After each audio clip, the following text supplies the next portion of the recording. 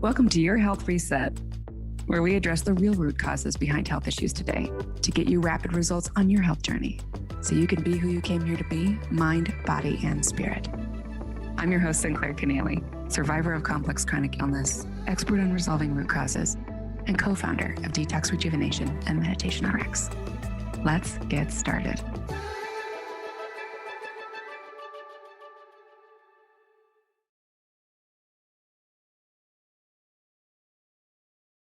So, Mercury and Candida have a very intimate relationship. Candida is often there to clean up mercury exposure. It's very good at pleomorphing into its aggressive form because it can hold several times its weight in mercury, and it's actually attempting to break it down over time. So, Candida in its healthy form is always present in a body in small amounts because it's actually very good at regulating other species. It only moves into this aggressive form when there's a reason for it. For example, mold exposure or mercury or radiation is another really important one to consider for Candida. But one thing I really want to emphasize is you will never hear from us in our practice or in our courses quick ways to kill Candida or like just suck it up and deal with the die off, because killing Candida without cleaning up the mercury or the reason for Candida is actually just going to cause other issues. It's going to cause you unnecessary symptoms and a lot of disruption and fatigue and irritation during the die off. And the Candida is often going to come back because you didn't fix the original root cause. All right, that's enough of that. I'll just leave you with this. This is a really interesting study because this is the first known report showing that Candida species are able to reduce over time ions of gold and silver to less toxic forms, including as well as ions of heavy metals such as mercury or lead. And we can actually infer from the study that Candida species have developed specific mechanisms that allow them to not only thrive in the presence of these toxic metals, but actually to attempt to assist in stabilizing, storing, and even breaking them down over time. So it's really interesting. And it's important to note. So Candida is not the bad guy. There's a reason why you have it. Your sugar cravings and your all those fun carbs that we get obsessed over in our culture, there's potentially a much deeper reason for those, right? Because Candida wants food and it's here to help clean up a mess. And it's going to keep driving those persistent cravings until you resolve these issues, which you can do gently and over time. Okay, let's talk about a hidden dental toxic issue that's very poorly understood. We're just starting to get more awareness of it out into the field these days, just in the last 10 to 20 years. So, cavitations, these are basically persistent bone infections deep below the surface that cannot be easily detected by normal radiographs. So, your standard dental assessments, your standard dental x rays are not necessarily going to pick these up. And they're by nature very deep seated. So, you're not going to generally see them on the surface as you open your mouth or go for a dental cleaning, even if somebody's looking for serious dental issues for you, they can be very deep below the surface. These can be caused by wisdom teeth removal that were improperly done, by root canals, and they can progress for years without outer signs of inflammation that we would typically think of, oh, that's my clue to look deeper into this. Sensitivities or redness or tenderness, these can be so deep in there that you're actually talking about necrotic bone here, like rotting bone that is letting infections fester and actually affecting your body system wide, but it's invisible to you until you get a 3D cone beam scan. This is really important. You want a 3D cone beam scan from your dentist to assess whether or not you have cavitations. And then that 3D cone beam scan must be interpreted by someone who understands how to look for cavitations. So if you're one of those people I've overturned every rock, I've looked at every single cause, and yet my gut issues persist or my chronic health issues persist, this is one of those things you really want to be able to check off and say, yep, I checked, I did my 3D cone beam scan, I had it read by a cavitation specialist, and I do not have them. Or if you do, you need to develop a plan to get these surgically removed, because that is the only thing that is actually going to work. And some people need to wait and strategize that over a period of time. But you need to at least know and have that peace of mind, because this can be a game changer for many of those sensitive people that they've been to every specialist in the functional medicine circuit. They've seen all the celebrity doctors and nobody can get them. A lot of those people end up in our practice. And this is one of the reasons why, because cavitations are still poorly understood. So it's one of the first things we ask about. Have you had a 3D cone beam scan? Tell us about your dental health. So these guys are a hidden source of pathogens, essentially, because it's this festering necrotic tissue in the bone where it's leaking out endotoxins that can disrupt the gut microbiome and actually create inflammation body-wide. So let's talk about another one that's starting to become a little bit better known. I mentioned in a couple of slides ago that root canals are one of the leading reasons for cavitations, right? Root properly done, or root canals that really should not have been done in the first place. It really needed to be a full tooth extraction. Root canals at this point are now highly controversial, and they can be a major source of endotoxin production. And if you think about it, it's easy to understand why. Like, nowhere else would you be like, hey, let's leave something that's rotting in the body. That'll end well. It's really easy to understand the more you look into root canals, why this would be an issue, and continue to allow the body to have this infection that the body can't deal with on its own. It needs help. It needs support.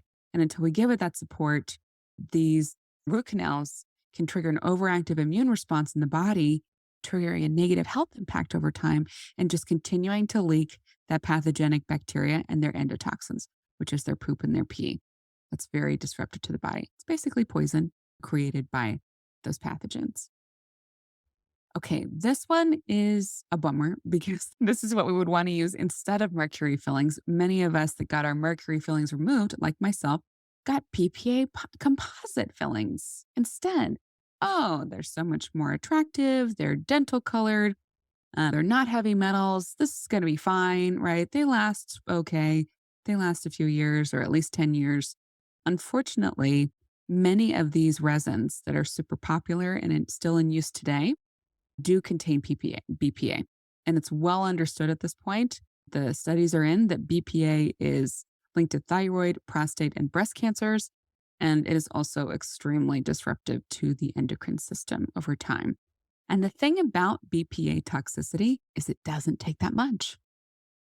It can actually have varying degrees of impacts on the body. If you have very small amounts of BPA toxic exposure, that can create a whole different set of problems than really high amounts of BPA toxin exposure. So it's really important to understand that just that little bit of a filling can be inviting bacteria in the gut to pleomorph into aggressive forms, attempting to break down or stabilize those toxic particles. And I also dropped in this important bullet because so many of our kiddos are dealing with hyperactivity and gut issues, and these BPA containing sealants have been shown to cause hyperactivity in children. So I just want to arm you with this information because forewarned is forearmed, right? Okay, so if we're not going to do just a root canal and leave the rotting tooth in there, if we're going to pull it and we're going to do an implant, right, and try to be responsible and do something that's going to last for the long term, it's really important to know which material to use.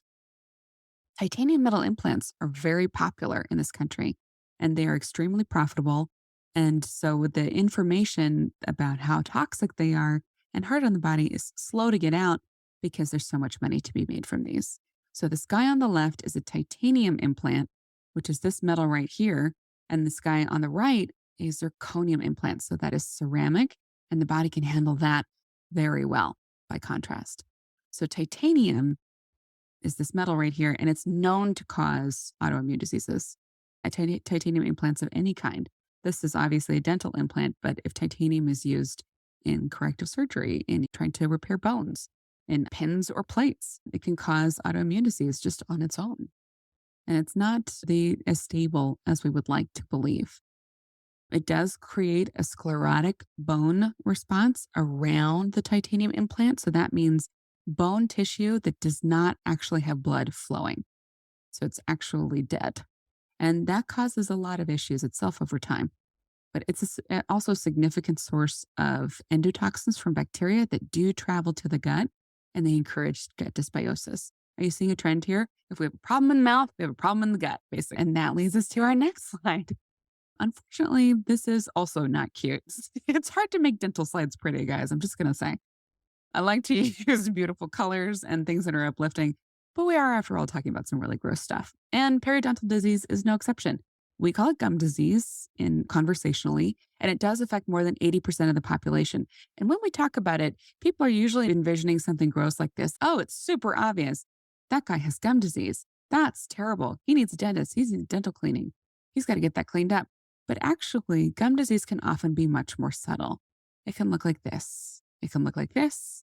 And yeah, even one of those little spots tucked way back behind, somewhere here where it's not as obvious, that can be enough to actually cause ongoing low-grade inflammation throughout the body. And yeah, it is not known to be a factor in heart disease, diabetes, and many types of cancer. But even more relevant to this conversation that we're having today is that it's linked to gut dysbiosis, to inflammatory bowel disease, to Crohn's, to colitis, and leaky gut syndrome, which is also an epidemic in this country. So it's important to understand that there are many things that you can do about this. This is not just, oh, I'm screwed from here. Absolutely not. Nothing could be further from the truth. And it's why we have a lot of like gentle dental washes and home therapies in our rapid gut reset, because when you are considering how to rebuild the gut, once the gut has become, full of dysbiosis and your digestion has been compromised and your nutrient absorption has been compromised and you have chronic symptoms, you have to consider, how am I going to support at home in a gentle, cost-effective way my dental microbiome to gently recover while I seek out those long-term decisions that I need to make about the right dentist to do such and such a procedure. Or hopefully you don't have to have cavitation surgery, but that would be one of those bigger decisions you need to make if that 3D cone beam scan comes back showing cavitations. So just as a summary here, gut conditions are linked to dental toxicity. It's actually very difficult to separate dental health from gut health. We want to think about them in one breath. We want to consider, what am I doing to support my dental microbiome in my teeth?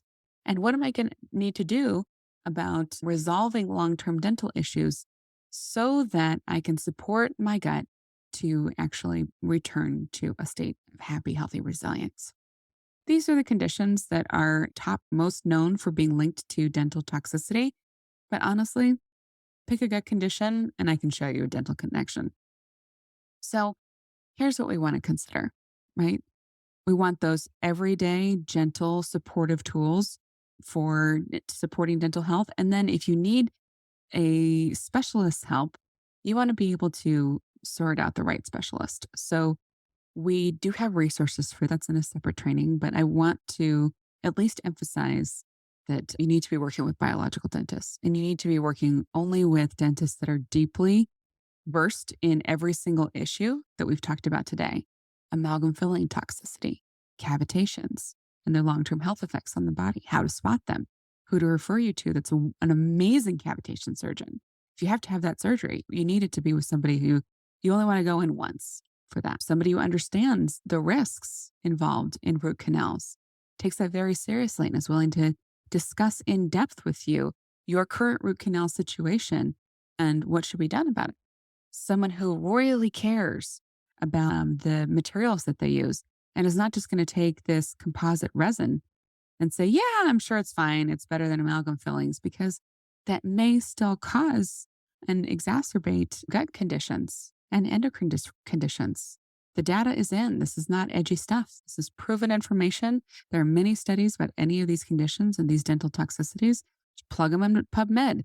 We just have to keep asking our dental professionals to be as plugged into what's going on in the rest of the body as they are in the mouth. And that's why you always start with a biological dentist that you can find on IAOMT.org. And if you have gut issues that you suspect are related to dental issues, you can always come into our Rapid Gut Reset course. But at the very least, you'll have these slides that you can take with you into your dental office to discuss with your dentist what are the right next steps for you so you can support your health long term. And just as a reminder, Your body is always healing. It's always healing, and it never forgets how to complete that healing process and resolve these issues. It just needs some targeted support along the way. So we're rooting for you. And here at Detox Rejuvenation, we're here to support you every step of the way. You get this. Thanks for listening. Go to detoxrejuvenation.com to find the links in the show notes to everything we covered in this episode. Please subscribe, review, and share with other humans who need this precious information. Let's help each other. Until next time, love, Sinclair.